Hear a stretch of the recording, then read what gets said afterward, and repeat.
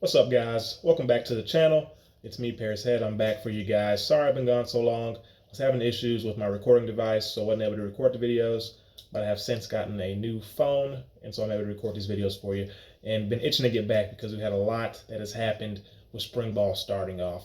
And really just want to kind of talk about my impressions and kind of what I'm thinking heading forward and how do we compare to this point last year in Pruitt's first year as our head ball coach. So starting off, primary focus this year, and probably similar to last year, primary focus is trench play, O-line, D-line. That's where games are won and lost, and that's where, particularly the O-line, is where we were the weakest on the entire team last season.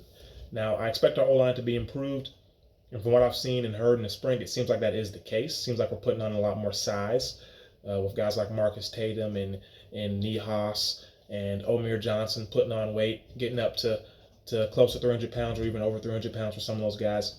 I think Tatum, in particular, is up to around 315. He's a guy who's seems like he's been there forever, but he played at pretty much like around 280, 285, and now he's up to about 315. And read a little something on him the other day. Guys used to always bull rush him because he was so weak, but now he's put on that weight. Now he says guys are trying to get more creative and are trying to do other types of rush moves to get past him because the bull rush isn't working anymore. So that's huge for him. Expect him to have a big season. But really expect the O-line to improve, especially being year two with these guys, with Coach Will Friend and his guys playing together as a unit for a whole nother season. Expect them to improve. If I had to say who's our starting five right now, it's a tough call. You have to figure Darnell Wright will factor into that. So probably have Darnell at left tackle, maybe Omer Johnson at left guard. Center, probably be Brandon Kennedy. It's going to be between Kennedy and Ryan Johnson. I think Ryan Johnson is one of our better linemen. He'll probably be in there. Right guard will probably be Jerome Carvin, who surprisingly was one of our more consistent linemen last season, even as a true freshman and a guy who was a three-star recruit, according to a lot of recruiting sites. So huge upside for him. Expect him to have another big season. I don't believe he's been participating in spring so far, but probably be Jerome Carvin at right guard, and then right tackle probably be Wanye Morris, I would assume. Marcus Tatum maybe. So I think there is some depth there. We have Nihas who would factor in as well. Like I said, Ryan Johnson factors in there as well. Those are some interchangeable parts that we have there. And another guy who is really intriguing to me, and surprisingly he has not contributed very much, and that's K. Rajan Colbert. He's a guy who's about 6'5", 330, and carries it very, very well. Explosive guy. I really only saw him get maybe one snap last season, and that was in like a goal line situation. We were in a jumbo package. He lined up as like a fullback kind of, and ran behind him. He just plowed through everybody and created a huge hole. Scored a touchdown. Forget which game it was, but he wears number 74. So look for him in any of the spring ball clips you find out there. But he looks good to me. I'm not sure why he's not playing, but expect him to finally get it together and be able to help us out this season. Another guy, I'm not sure his name, but he's number 79. I believe he has some pretty good size on him. He's kind of caught my eye in some of the spring drills as well, so look for him as well. I think he's another guy that adds some depth for us. And then, of course, getting in Jackson Lampley will come in and give us some more depth. So I like our depth there on the O-line, and I expect that unit to improve. And so far, they've been kind of kicking our defensive line's butt so far in the spring. We'll kind of get to more about that a little bit later here in this next section. But then moving on to the running backs. Haven't seen much of them, so really don't have much to talk about there. Of course, you still have, Ty Chandler and Tim Jordan, Carlin, Phil's Aim, and those guys, Jeremy Banks. And this, of course, you expect Eric Gray to come in and contribute when he gets back from that foot injury or ankle injury, whatever it is he's nursing right now. But haven't seen much of them, so don't really know much what's going on there. Wide receivers. Haven't seen a whole lot of them. Have not seen Marquez Callaway at all. I know he's out there, but just have not seen him on any of the videos I've seen. But I've seen Josh Palmer. I've seen D'Angelo Gibbs. Those guys look pretty good out there. I've seen Jordan Murphy. They look pretty good out there. Read a little something that Callaway said about having Coach T. Martin coach him. He says, him being a former quarterback, he has a different perspective on the receiving position, and he's letting us know what the quarterback's looking for. Little things like your release, inside release versus outside release. What release should you be getting on that play? And based on your release, the quarterback's going to know immediately hey, if he took the wrong release, I'm not even going to look at him anymore. I'm looking away from him. So just those little small details are going to help these guys be able to get on the same page as the quarterback, get open a little more, and have the quarterback look their way and get the ball to him a little bit more. So I like to hear those type of details about practice. But like what I'm seeing there, tight ends, saw Jackson Lowe out there. He looks pretty good. Looks like an SEC tight end already. Big, strong, physical guy. Like what I'm seeing now, Donwood Anderson. Those guys look good there. And then looking at the quarterbacks, I think it's pretty clear, pretty obvious that Garantano is the guy to beat right now. He definitely has the most zip on his passes, most accurate, looks in command, looks in charge. He looks the part right now. He's clearly looking like a big-time SEC quarterback who's going into his third season, and this is his team right now, and you can tell he commands that unit right now. I like what I'm seeing out of JT Stroud too. Looks like he put on some weight. He looks like a big-time quarterback as well himself, just in terms of the weight he's put on, a little more zip coming off the ball due to that added weight and strength. Brian Maurer looks like a freshman right now, but again, he's only been up there for a couple months. He's gonna get better. He's gonna improve. He's gonna help us out in the long run. Don't expect him to factor in too much this season as a true freshman, but again, he's young. I think he has a very bright future. But overall, about the offense, it seems like the offense is ahead of the defense right now, which is a little bit of a head scratcher. I really expect the defense to be a lot more ahead of the offense at this point, especially with a new coordinator coming in. Even though it is a similar system, I just expected the defense to really pick it up in year 2. Now it is still early. It's only been 4 practices at this point, but it is a little bit concerning that the defense is letting the offense get the better of them right now. And from what I've been hearing, it's been one in the trenches. The O-line is whipping the D-line. And now does that mean that the D-line sucks, or does that mean the offensive line is doing something? And I think maybe a little bit of both. Maybe a little bit of both. I've heard that Jim Chaney has really been focusing his time and his attention on that O-line, which makes sense considering that was the worst part of our entire team last season. And so I like him investing there. He's a former O-lineman, that whole deal, and knows how to get that O-line clicking. And I think it's very important schematically to be on the same page, and for an offense coordinator to be on the same page with his O-line coach, and so that they can understand blocking schemes and what we're trying to accomplish with a particular play and those types of things.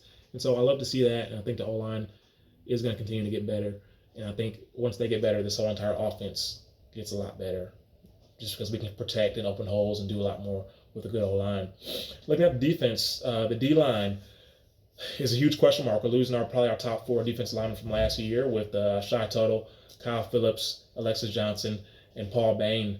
So we're going to have to find some guys to step up. Emmett Gooden played a lot for us last year. He's obviously going to be our number 1 guy. But who's going to help him out?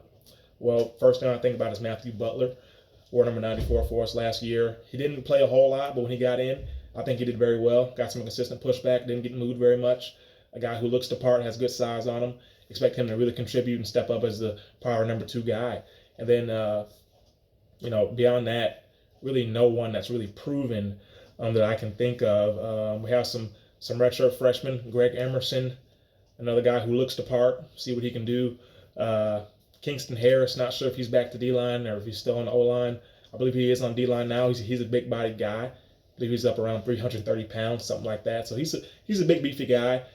Definitely expect him to help us out eventually. Not sure if it'll be this year, but definitely expect him to eventually contribute and be somebody for us. Let's not forget about Aubrey Solomon as well. I expect him to win his appeal. I mean, by gosh, if Justin Fields can win his appeal, he played in pretty much every single game last season. Not sure why in the world Aubrey Solomon played in 5 games last season and then got hurt and missed the rest of the season. Not sure why he can't win his appeal to play immediately. But if he can play, then of course he factors in immediately and goes up to our number 1 guy just because of who the heck he is.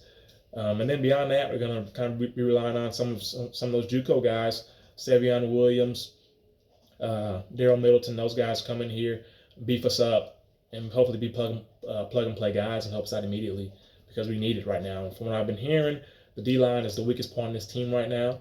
And Pruitt's really been investing even more time in those guys, been hanging out with the D-line in spring ball, trying to get these guys to play up to the caliber we need them to play up to. But that's the biggest question mark right now is that D-line and what are they going to do. And right now it's not looking very good for them. So that's definitely a storyline to watch throughout spring. But our linebackers, I like what I'm seeing there. I think I have a lot of depth there, inside and outside. I think inside you definitely have to look at Daniel Batuli as a shoe-in to be one of the starters, and I look at Will Ignat to be the other guy. And then behind him is where the battle really kind of picks up. Is it going to be Darren Kirkland Jr.? Is it going to be Crouch? Is it going to be Henry T? Is it going to be J.J. Peterson? Not sure because I mean it's tough to tell this early into it right now, especially with Darren Kirkland being out. Henry T's not even there yet. Crouch has looked pretty good. I will say he looks a little tight in his hips. They have the linebackers working under the chute a lot of the times, and he seems very tight and uncomfortable under that chute. His hips are super tight, and so look for him to do something to try to loosen up. That's really his biggest thing right now for me, is getting his hips loose so he can get low, play fast, and really help us out. But he's going to contribute this year regardless. He's a ball player. But yeah, I mean, J.J. Peterson, for me, unfortunately, have not been impressed with what I've seen from him. He looks very lethargic, very slow twitch, not very much pop out of him. He's a strong guy now. Whenever he goes and hits that dummy, you can tell he's strong as a bull, but just the way he moves, he looks very, very slow out there.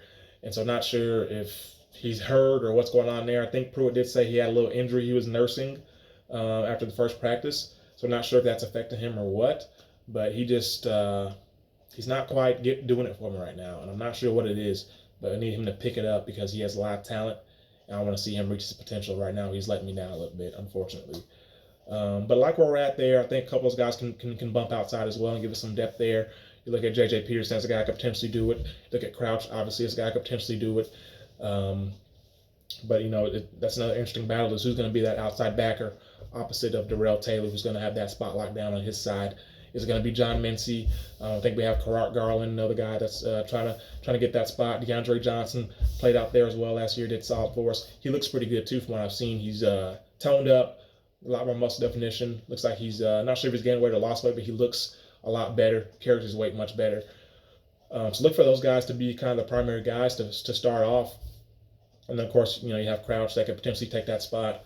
And a guy who I'm super excited about is Roman Harrison. I think he may also contribute and potentially compete for that starting spot as well before the season's over with. So he's not on campus yet, but a guy I'm super excited about for sure. And then our secondary, we have talent there, kind of our top three guys. We have a lot of talent there, but beyond our top three, not very much depth. Our top three guys being, and not necessarily in this order, but probably being Bryce Thompson, Alontae Taylor, Nigel Warrior. And then beyond them, what do we have? So we're starting at corners. Alontae Taylor, Bryce Thompson, those are our two guys. Alontae Taylor has looked great from what I've seen. Haven't really seen too many clips of him in action, but just seeing images of him, he looks like he's the man out there. You know, he looks like he's large and in charge. He's wearing number 2 now. Looks good on him. You can tell he's a leader out there. Guys are looking up to him, looking at his example that he sets for them. So love what I'm seeing there. Of course, Bryce Thompson's doing his thing. Haven't really seen much of him, but I'm sure he's doing his thing. He's a practice warrior. He's a guy who loves to practice, loves to work, loves to grind when nobody's looking. I mean, that's kind of who he is. And like I said before, I kind of compare these two guys to kind of the defensive version of Jarvis Landry and Odell Beckham when they were in college. You kind of have Alontae Taylor, who's like our Odell, and then you have Bryce Thompson, who's like our Jarvis Landry. Kind of the nittier, grittier, get it done type guy, whereas Alontae's more of the swag guy, kind of the flashy type guy. And they both complement each other very well.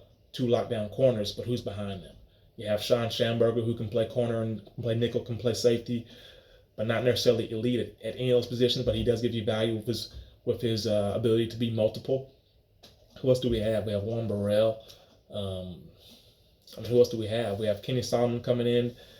Ty Spills coming in, but it's not a whole lot of depth. We have Bailey Buchanan, who I always forget about.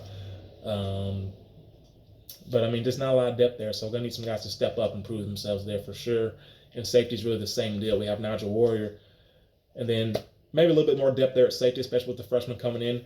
We have Nigel Warrior, but there's still a lack of proven depth because who's the other safety? Is it going to be Theo Jackson? Is it going to be Trayvon Flowers? Is it going to be Sean Schamberger? Is it going to be one of the freshmen? It's going to be Aaron Beasley, Tank McCullough, who I think could potentially compete for it. I have not seen him yet. He is up there on campus, but I have not seen him yet. So not sure how he's doing. And And also another guy, I think Ty Spills could compete for that spot as well. He is an undersized guy. He has a lot of honey badger in him, and I can see him definitely potentially playing safety. He's a prototypical nickel, if you ask me. And of course, he can play corner as well, so he can do it all for you. And the other guy who's actually taking reps back there at safety is Alontae Taylor. And he's a guy, hate to throw out the comparisons, but here they come. Minka Fitzpatrick, very similar in terms of being able to play corner, play safety, probably play nickel as well, can do it all for you. So love his upside, but do we risk, opening up that corner spot and putting him back there at safety? Because safety is a very important position, so is corner. So, how do you kind of weigh that out? Not sure, but I guess it'll kind of depend on, where he's most needed. Where do we have the most depth without him? So, kind of to be determined, but overall, impressions that I'm hearing and seeing from the spring, looks like the defense is struggling, particularly up front, and the offense seems to be clicking pretty well right now. Have had some mental errors, which you expect with a new system. Have had some quarterback center exchange issues, which you kind of expect that as well, especially with Brandon Candy being back in the rotation, him missing pretty much all of last season. So the issues we're having are things to be expected, but the play by our defensive line right now is what's alarming to me, and that's what I'm looking at right now to see, is that going to improve? How are we going to improve that moving forward? But that's my take on the spring right now. Let me know what you guys think about it. What are you guys hearing? What are you guys seeing? And do you guys think we can get this D-line turned around here, or is it just a lack of talent, or are we just waiting on these freshmen, these JUCO guys get in here and give us a little boost there? Because we need something, because right now, trench play is a problem.